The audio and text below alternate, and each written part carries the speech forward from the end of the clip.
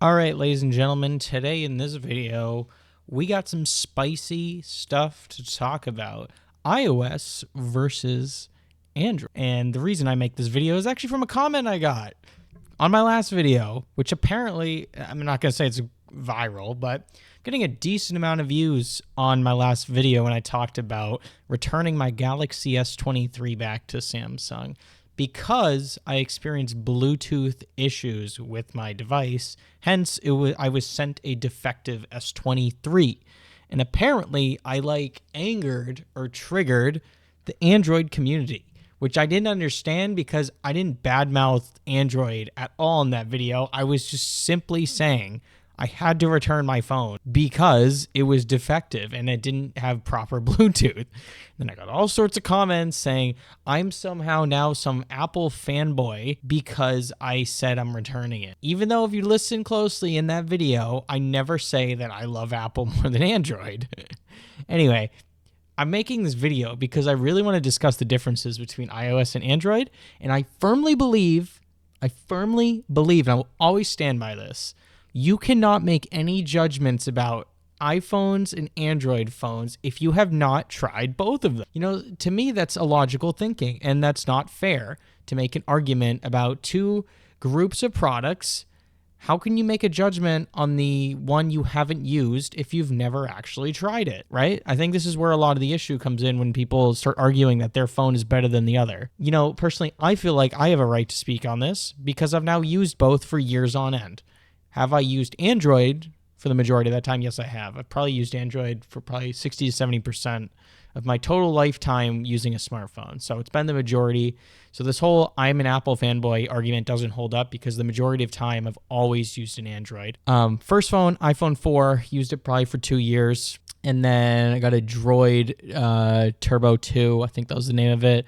Used that for probably over 2 years. Then I got an LG G6, used that for over 2 years. Then I got a Galaxy S9, used that for over 2 years. This is why I've used Android longer. Then used a Galaxy S21 for over 2 years. And then I used an iPhone for like a year and a half to 2 years, probably less. So that's what I've been using for smartphones throughout the entirety of my smartphone career. And so in all reality, I've gotten to see the major similarities between the two and the major differences. And I'll probably put it up screen, I don't know, somewhere on here, just sort of outlining my thoughts and stuff like that. But I'm going to cut here, grab my phone so I can read off my list and continue. All right, I got my notes. I wrote these when I was on the train coming home, practically half asleep, but I was like, I need to get this information out to the public. I basically made a little table summarizing the differences between iOS and Android and, each feature of a smartphone and how they differ across brands. So starting off with screen, if you're really, and honestly, you can use this as a buying guide if you're looking between the two. Hopefully I can help some consumers out there who are kind of in between and they don't know which brand to go with and which operating system. But in terms of the first feature I want to talk about is just screen. I mean, in general, both have OLED panels now for the most part. And when I say both, I'm primarily comparing this to Samsung, although this is generally true across the board. Both use OLED panels, 99% of smartphones now use OLED panels. But if in terms of how they actually look, on iOS side, I'd say colors are slightly more natural.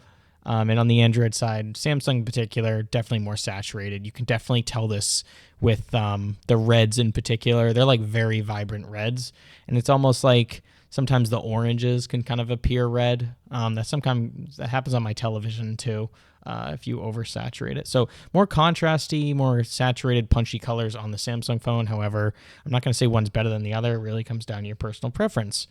In terms of battery life, this is an interesting one. And I made a quick note here. I've used so many phones over the years, and I'd say in terms of battery, I can't really say one's better than the other.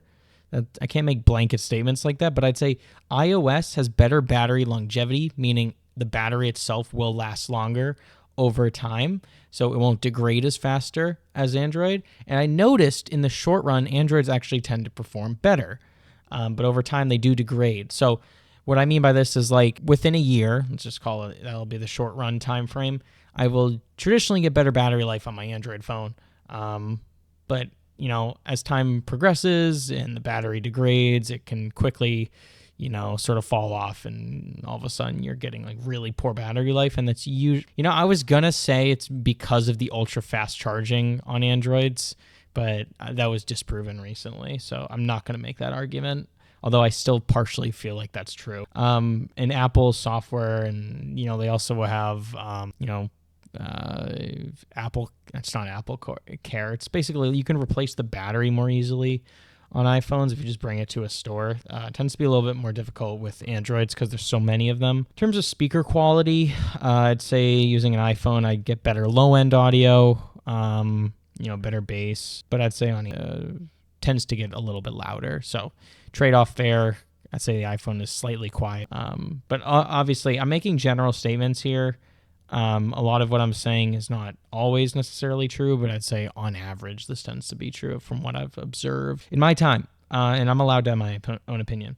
So yeah, better bass on the iPhone. And then I've noticed speaker quality is usually louder on the Android, but maybe gets a little tinnier towards the higher volumes and lacks a little bit of low end. I'm not saying relative to the iPhone. I'm not saying it lacks in low end completely. Just comparing the two. In terms of ports, this is easy. Although it's changed recently. Technically, they both have the same port, USB-C with the iPhone 15, but I'm using a 13, which has Lightning. Lightning transfer speeds are like the equivalent of USB 2.0, which are extremely slow, and it should be abolished. And I don't know why they still make Apple products with Lightning cables. I heard from an iJustine video recently. She was making a video on the new M3 products from Apple, the iMac, and also the MacBook Pro that just came out with the M3 Pro and M3 Pro Max processor. And she said on the iMac, she said, "Oh, this doesn't have USB Type-C, but it still has Lightning, and Lightning's still awesome." And I sat there and I like face palmed for a second there. I was like, "Are you kidding me?" Like, that could not be more far from the truth. Lightning is terrible. Lightning has always been terrible. The only good thing about it is, I guess, the port's small. That's the only thing I can really think of. The transfer speeds are terrible. Charging speed's also terrible. Yeah, and it's just not universal. Like, everything uses USB Type-C now. And the only reason Apple moved to it with the new 15 series was because they were forced to in Europe. Because it's some new standard. They want all devices using the same type of ports, which I am a fan. So yeah, USB Type-C, better on Android, but recently updated for iOS. Software, iOS, I'd say it's on the simpler side, less customization. It's very bare bones, like here's your grid of icons, here's your widgets, and you can't really mess around with that too much. On Android, you can customize the thing however you want. You can go into developer options if you want to activate that, and you can literally adjust transitions. You can adjust Bluetooth settings. You can adjust audio codecs. It's like crazy the amount of stuff you can do. So depends on your preference, how much you want to customize your phone. It's pretty obvious which one to go with. Camera. This is so subjective, but I thought I'd include it anyway. I'd say the iPhone produces true-to-life photos, and they tend to be on the warmer side. On average, I'm not saying all the time, and with respect to Android, or relative to Android. And then on the Android side, I'd say there's more details in certain shots, since they tend to have higher megapixel cameras. And then there's more versatility, because most Androids, speaking to Samsung, but they tend to include more lenses. I know the Pro series of the iPhone has 3 lenses, but an Android like baseline Samsung S23 has 3 lenses, so it's just naturally a more versatile camera. So, and then when it comes to video, that's going to go to the iPhone. It's just better. And then photos, I'd say probably goes to Android. Trade-in value is the last thing I want to hit on. Trade-in value is also pretty straightforward. You get more bang for your buck for the iPhone. You always get more trade-in value because I think it has to do with the brand itself, because it's considered a luxury brand, kind of like Gucci or BMW or something like that. It naturally will retain its value more than an Android phone will. And the second piece to it is the longevity piece. As I said, like battery life plays a huge role in there. I think iPhone battery degradation is a bit slower, so that can also sort of play into it. And also, like, iOS tends to remain pretty stable on older devices. and it'll like make the phone feel fresh, and it's nice to get software updates and, have a phone that's similar to the flagships that come out every year. On Android side, you will not, this is a fact, you will not get the same amount of trade-in value when you trade a device in. Like, relative to what you paid for it, there's zero chance you're going to get something significant there. I'd say on average, you're probably going to less than 50% of what you originally paid.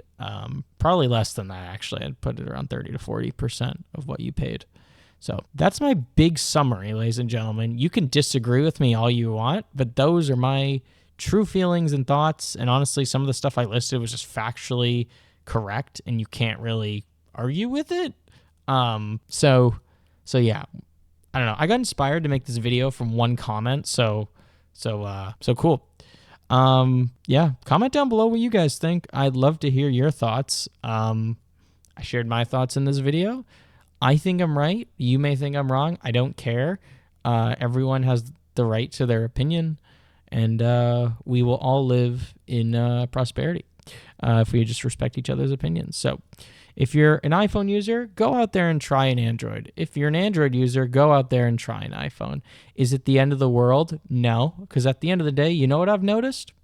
After years of using both, they are basically the same thing. They are devices that you use almost every day to what? Message, to call, and look through the internet or browse the social media. And I include social media when it comes to the internet. So that's essentially what all these devices do. They do them in slightly different ways, but that's okay. You do you. That's all I got to say in this video. Hopefully we can get along and disagree respectively on this stuff. But I know there's going to be people down in the comment section who are not going to agree with me on a lot of this stuff. So, I'm ready for the comments on this video. Peace out, everyone. Bye-bye. Hey guys, thank you so much for watching another video on my channel. If you're interested, click over here to subscribe to the channel, and click over here for another amazing tech video review / tutorial. And yeah, thanks so much for checking out the channel. Appreciate all you guys. See you in the next video.